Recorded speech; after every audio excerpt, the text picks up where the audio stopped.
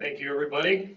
Well, it's my pleasure. I've known this gentleman and this lady for quite a while. I got to meet Steve today.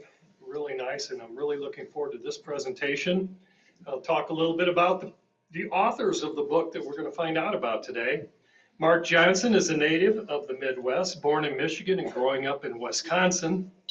After receiving a degree in mechanical engineering from Michigan Technology University in 1975, he subsequently worked for Caterpillar Tractor Company and then Caterpillar Incorporated in Peoria, Illinois for 37 years before retiring in 2008. That's the abridged version, just so you know. This could go on quite a while. But this is what they gave me, so this is what we'll go with. Steve Tarter, a name that you may have heard before, was born in England and grew up in Boston. He has made Central Illinois his home, residing in Peoria, Illinois for the past 50 years. He lives not far from Radley University, the school he graduated from with a degree in journalism. He worked for Peoria daily newspaper, the Journal Star, if you remember that, for 20 years with stints as a reporter and a business editor, where he covered Caterpillar Incorporated for a number of years, thus his expertise in this area as well. So without further ado, because we're really looking forward to this presentation, Mark and Steve, and welcome.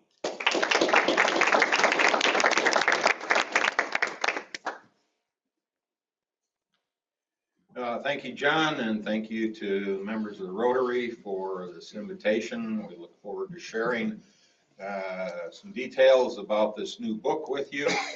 But as I get started, let me ask, how many of you have been members of this organization for more than 15 years?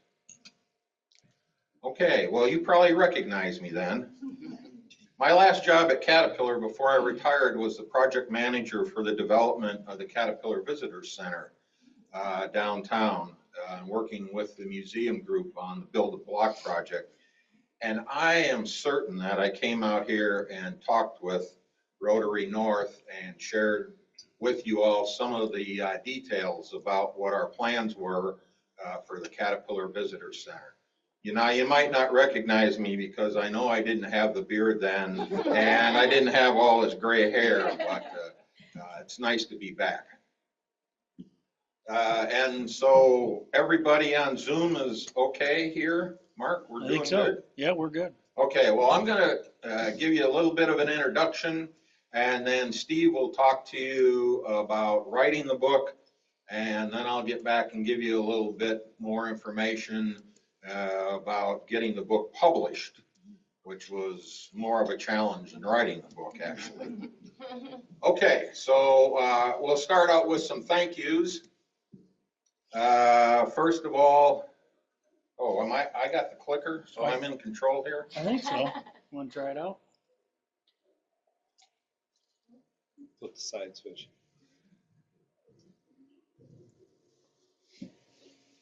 It's okay, we're off. Excellent, yes, thank you. First, our wives, without their patience, because you'll hear this was a 10-year project, their patience and their understanding, obviously we would have never made it to completion. My wife, where'd she go? Oh, she's back. She's assumed her position. Beth Johnson is now our Chief Financial Officer. She will be happy to sell you copies of the book after we complete our presentation. And actually, Beth was a teacher in District 150, and she taught at Hines School for the last 15 years of her career, so I'm sure she's familiar with the butterfly garden. Second, some of you might recognize this name. Henry Holling was an associate of mine at Caterpillar.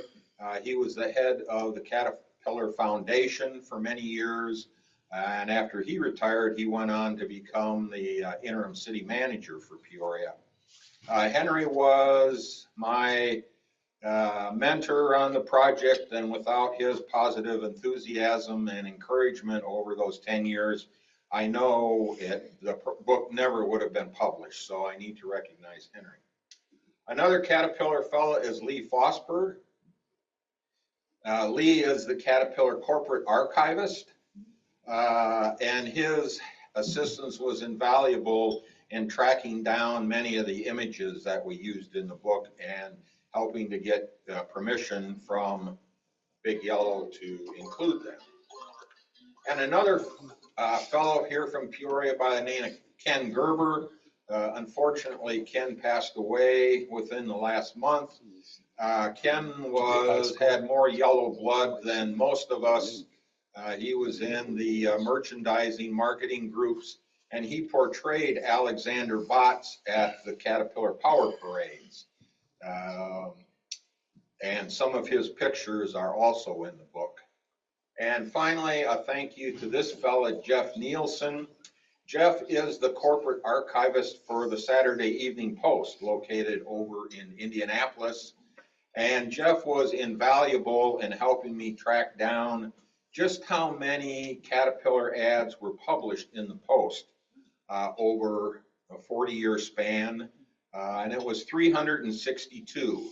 And he was able to determine the exact date of publication and the title of each of those ads. So we got a lot of help in doing this. And I personally owe the biggest thank you to Steve. He was an excellent partner, and I couldn't be more grateful for your willingness to work with an engineer on this. So how did this all start? How many of you are collectors? Any collectors? It doesn't matter what you collect, but I have come to realize that by human nature, we are divided into two groups. There are collectors and non-collectors. And those of you who are non-collectors think we are crazy because we accumulate all this stuff, and you're constantly asking us, what are we going to do with it? And usually we just say that's our children's problem. But my wife and I are both collectors, and one of the things that I started to collect some time back while I was still working were Caterpillar magazine advertisements.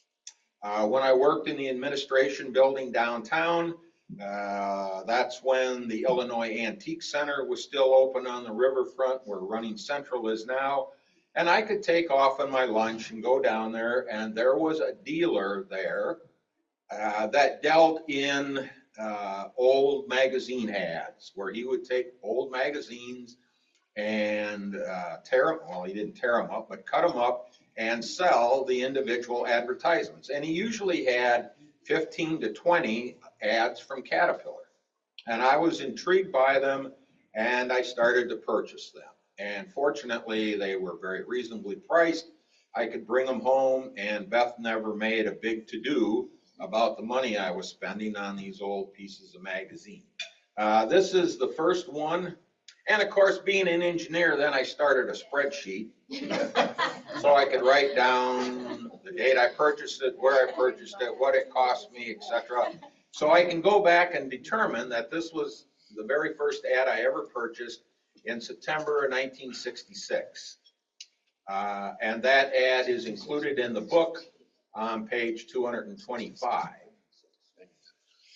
And so now today, 29 years later, the collection numbers over 600. The majority of those ads are from the Saturday Evening Post. With the help of Jeff Nielsen at the Post, we determined that Caterpillar's predecessor, the Holt Company, and then Caterpillar Tractor Company ran a total of 362 ads in the Post. The Post used to be a weekly magazine. Cat would run an ad about once every month. The two ads from the Post that I have not been able to find a copy of are both from the 1920s, and they're ads where the cover illustration was by Norman Rockwell.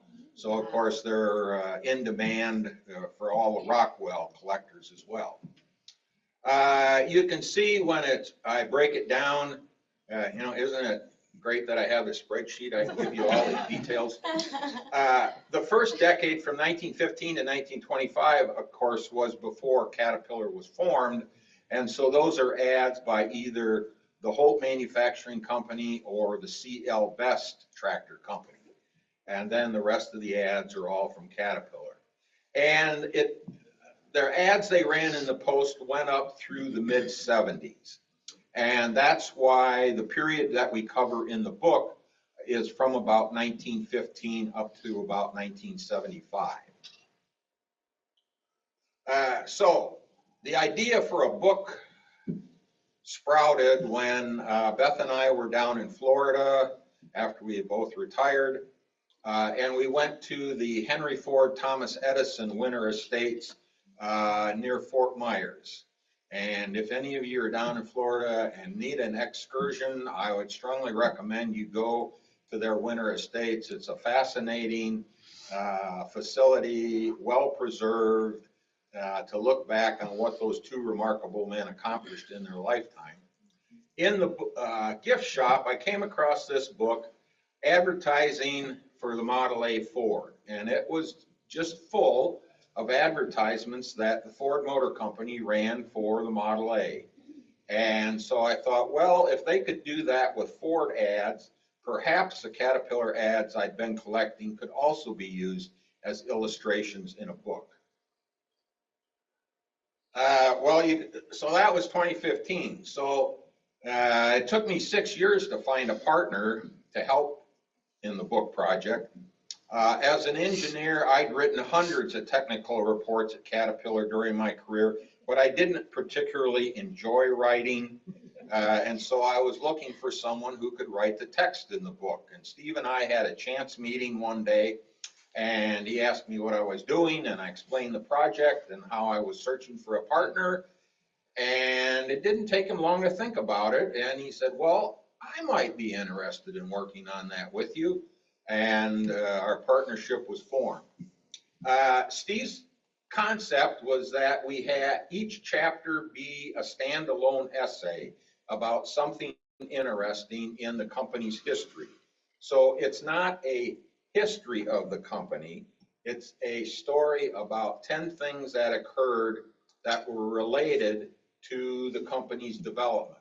And all along, from the time I started the idea, the target was that we would have the book published in 2025 as part of commemoration of the 100th anniversary of the company. So for each ad, then for each chapter, we selected ads that were printed during that particular time frame during the company's history. And then we end each chapter with a short story about a great American construction project. We start out with the Los Angeles Aqueduct, and we go through the construction of the Empire State Building, construction of the Pentagon, construction of the Mackinac Straits Bridge, and we end with the construction of Cape Canaveral in the 1950s. So I'll cover just a few of the ads, and then Steve will give you some details on the text of some of the chapters. Here is an ad from the Holt Manufacturing Company from 1918. It's included in the book in chapter 3 on page 31. And it is, so another aspect of the book is it traces the history of media advertising during the 20th century. So when we start out in these early years, the illustrations in the ads are all colored graphics. This is one showing an early Holt tractor, of course, in World War I, pulling a large artillery gun. There were over 10,000 Holt tractors that were shipped to Europe during World War I to serve the Allies. The Allies found out pretty quickly that the Holt tractors had a big advantage over horses and mules because when they weren't running, you didn't have to feed them. But that experience in World War I really brought the advantages of the Caterpillar tractor to the forefront on a broad worldwide basis. Here's a similar black and white ad from the Best Company from May of 1922. Now, Best didn't do as much general media advertising. They were more focused on specific customer segments.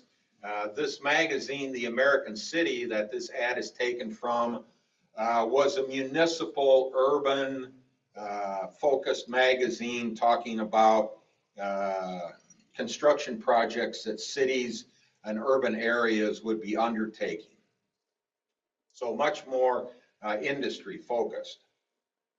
And here you can see by now they had incorporated the use of a black and white photograph. Here's an ad from the Post. Again, it was, 1927, so it's a very early Caterpillar Tractor Company ad. I like this ad just because of the very vivid, colorful images that are used. Some of my favorite ads are from World War II. Here's one that illustrates many of the company ads from World War II do not show any products, do not show anything about the company's marketing efforts. They're simply advertisements that are meant to support the war effort. And I think this one is so vivid. I mean, that's a rough and tough GI who's obviously been injured. And his message to everyone reading the ad is encouraging you to go out and buy war bonds and support the war effort. What am I doing? Wrong button. Okay, here's another ad from World War II. A pretty emotionally graphic ad, a picture of a postman. And in the text, the postman explains that the toughest part of his job, what he has learned, is delivering these letters from the War Department to families on his route, because he knows what the message inside that letter is, and it's tragic. And again, bringing home the message, not to sell tractors or Caterpillar product, but supporting the war effort. And then on the opposite end of the spectrum, another ad from World War II. Now this is in July 1945. And these 5 guys obviously are returning home after their service is over. And don't they look happy and relieved after all the destruction and devastation that they witnessed and experienced either in Europe or in the Pacific, that here they're back in America and everything looks just like it was when they left. A feeling of relief. When we get into the ads from the 1950s, the company's focus very specifically turned to highway construction and highway safety. With all the guys returning from World War II and the Korean War, automobile sales boomed, and it was obvious that the roads that the nation had were not compatible with the speeds that cars could achieve now and the volume of traffic. And there were a series of ads that the company ran that included pretty graphic images of automobile accidents. This is the only one we included in the book. It's a tragic story of 2 GIs who were prisoners of war in the Korean War. They had been released after the armistice. They had returned home, and unfortunately, they were involved in this automobile accident. It's an actual picture of their car and where the accident happened, and they were both killed. And the company explains that the image and the story was printed with permission of their parents in the hopes that it would encourage citizens and government politicians to support highway safety. This is the only one of that series that we used in the book. I just felt that some of them were too graphic to use. So that's enough for me. Steve is going to explain a little bit about the challenge of writing these chapters and how he went about it.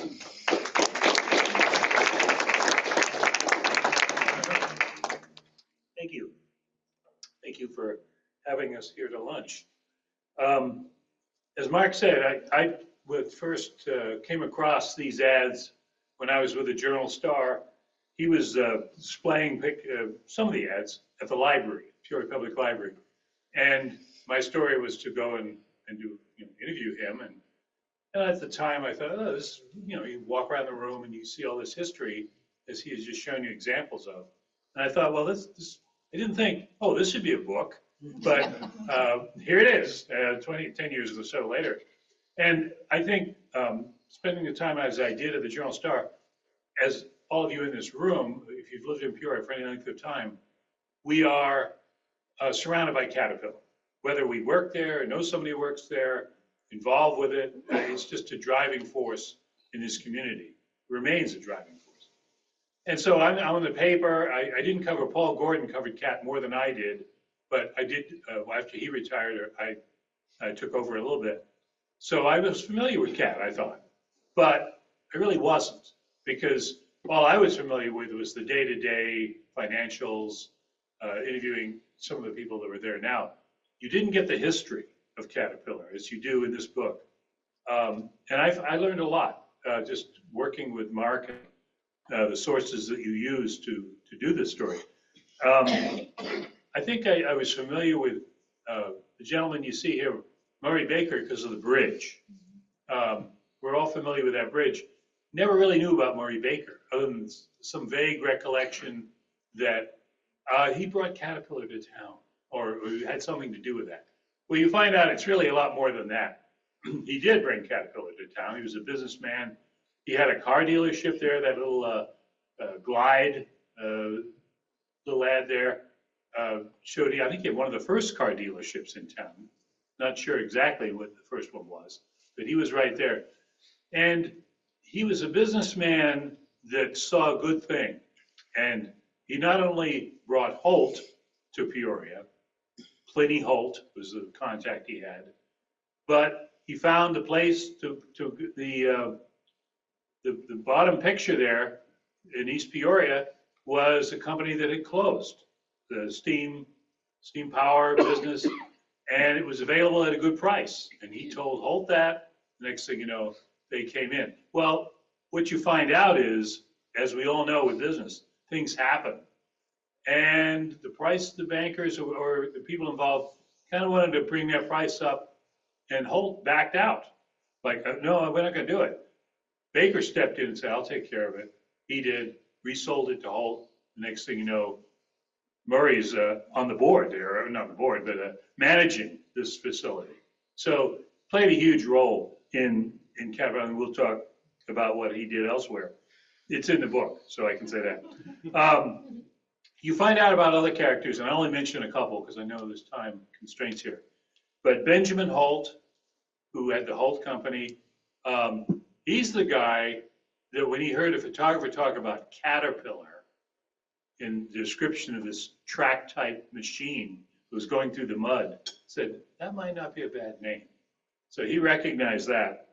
C.L. Best, on the other side, is a gentleman who, the son of Daniel Best, he became the first chairman of Caterpillar in 25, went all the way into the 50s, and was just always coming up with ideas. One of these guys scribbling things down, here, try this on the track. Was a master innovator, and didn't know that. I always thought he was a board member, and it's something like that. So you find out about these characters, and by the way, C.L. Best, his son, tells the story that when Caterpillar was formed, as Mark said, in 25, the two companies, Holt and C.L. Best, and the Best Company, had fought in court for years. These two companies really did not get along. But World War I, which Mark mentioned, showed you the ad, changed that. Holt was in trouble after World War I because all these tractors they'd sold overseas now came back to the United States at rock bottom prices. Thank you, Armed Services, for sending them back. So communities would buy them up. Oh, we can get it at half or whatever off. And poor Holt can't sell anything. Meanwhile, C.L. Best doing great on their local scene. So there's that dichotomy in the 20s. And CL Best said, we probably could have bought Holt even cheaper than when the merger occurred. Said, but I wanted that name, Caterpillar. And I think we all know that that became huge. And those, the guys I'm talking about now, should have shot that slide a little earlier.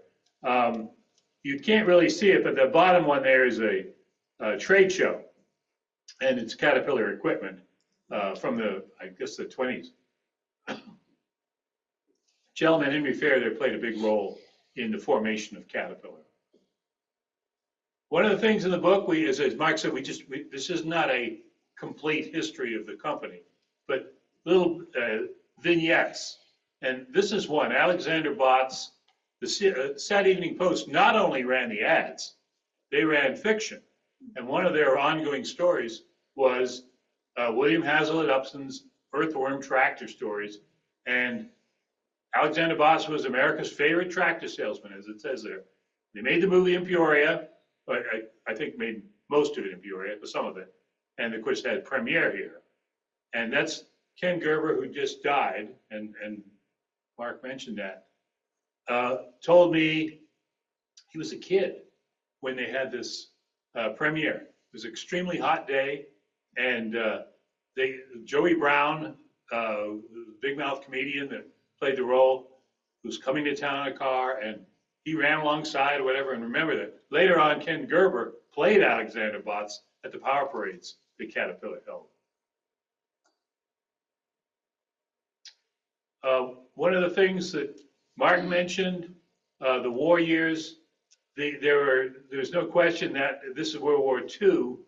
All of a sudden, the tractors, companies that were making cars, making trucks, making things, all turned to military. They found out the best thing that Caterpillar could do during the war was keep making tractors, because they were using them in so many ways in the whether it's the Pacific or the European scene. One of the aspects that we get into is Caterpillar itself having amounts to a troop of, it was over, I think, 150 employees that went off to Burma and fixed up tractors because they were building the Lido Road, Burma Road, an incredibly difficult job in jungle surroundings, mud, monsoon rain, and here they are working at it. They set up there's a great ad in that book, Little Peoria was what they set up in the middle of the jungle with some of the signs that we know here today, Gips Beer, just things that we know about Peoria, and they had memories of that posted in their area. Well, we could go on here, but I know there's a time constraint. I'm going to turn it back to Mark.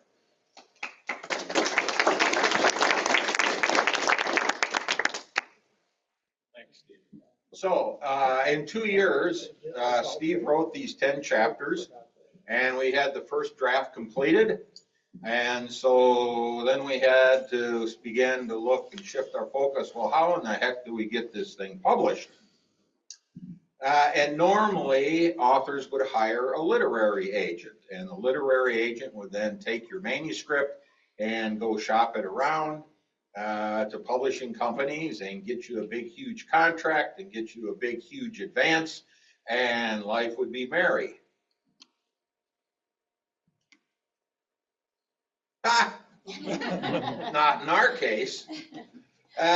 Because what we found out was that most of these literary agents, of course, live in New York City, where most of the big publishers live. And they get this nice letter from a couple of hayseeds in Peoria talking about our tractor book, and not even a response. So then we thought, well, most major universities have a publication department. And certainly the University of Illinois, just down the road, where the Caterpillar Foundation has given them millions of dollars in grants over the years, would be interested in publishing a book about Caterpillar. Ah! We got the nicest rejection letter, I will say, though, from the University of Illinois Press. They said, your book is interesting, but it's not nearly scholarly enough for the University of Illinois. Well, fortunately, since the internet has come along, many authors are now doing a self-publication route, which you can do. And we found a company out of Pittsburgh, sort of a hybrid. We had to pay them to publish the book, but it worked, and they were pretty helpful. Our target was to have it available last July, so that it would be in bookstores by October, so it would be available for the holiday selling season. I finally got the first copy on December 26th. Obviously, we missed the holiday selling season. And the target that I had established in the back of my mind as I looked at other similar books was $50. The target that the publisher set was $99, which I immediately felt, oh, this is going to have a very negative impact on sales. And it certainly, I'm sure it has. Other people have told me, Mark, you have so many color illustrations in the book and it's so unique that don't worry about it. Well, we'll see. So I want to end up just a few comments about the book business in general that you might not be aware of. Generally, any book that sells over 5,000 copies is considered successful. So what those literary agents out in New York are looking for is a book that they feel, and of course they have a lot of research capabilities where they can go look at similar titles, have those books sold over 5,000 copies. And I guess most Caterpillar books obviously haven't.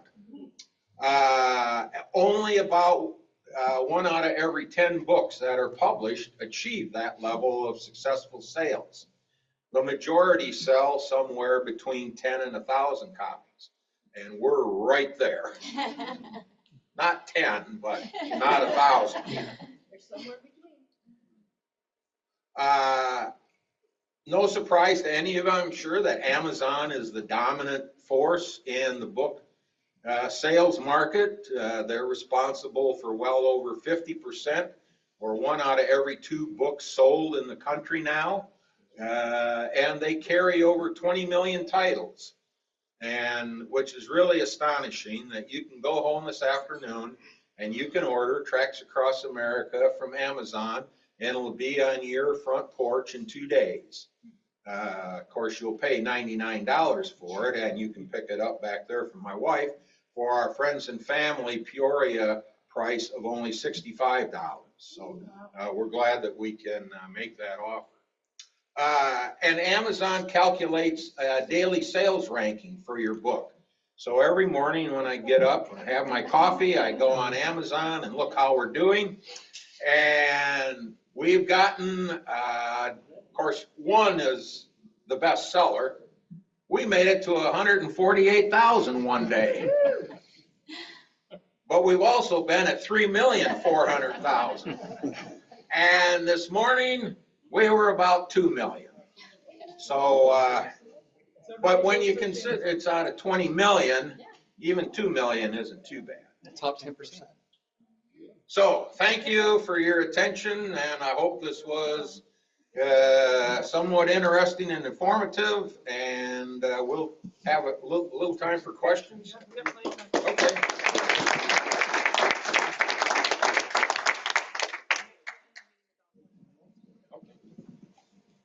Okay, so I have a kind of a real quick 2 question. Number 1, how have you preserved all of those pieces, like at your house? Are they like digitally scanned or acid-free paper or whatever? And then my second part is, did this help you during COVID, the writing, because you couldn't go anywhere, or did it make you more stir crazy?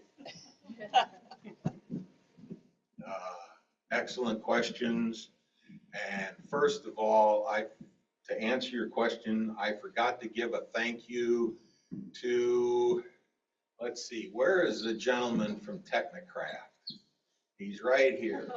Technocraft saved us big time in the midst of all this, because when I got drafts back from the publisher, I looked at the ads and the clarity was insufficient. I was pretty disappointed. So I complained to them, and they went and looked at the files and said, well, what you sent us was scanned at only 80 dots per inch. And my question was, well, how the heck do you figure that out? Well, I finally figured it out.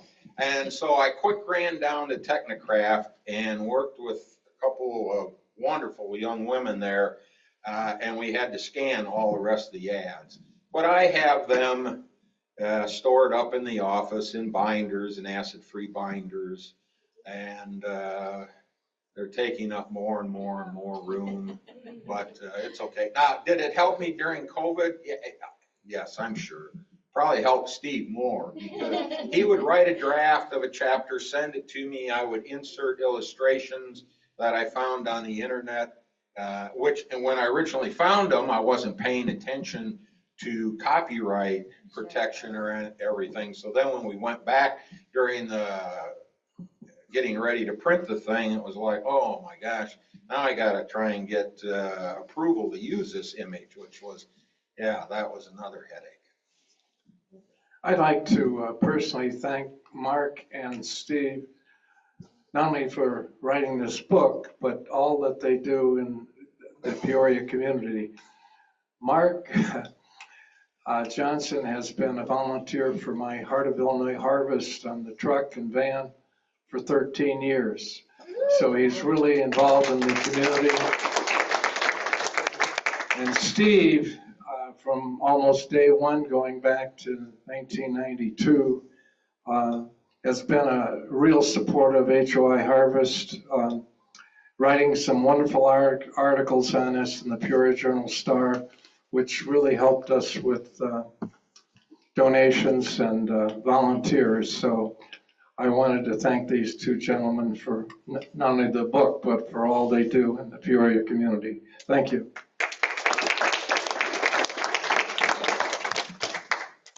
I was talking to Bill earlier before the meeting started, and I'm sure you've all been following what's going on in Washington with the cuts that are being made to programs like SNAP.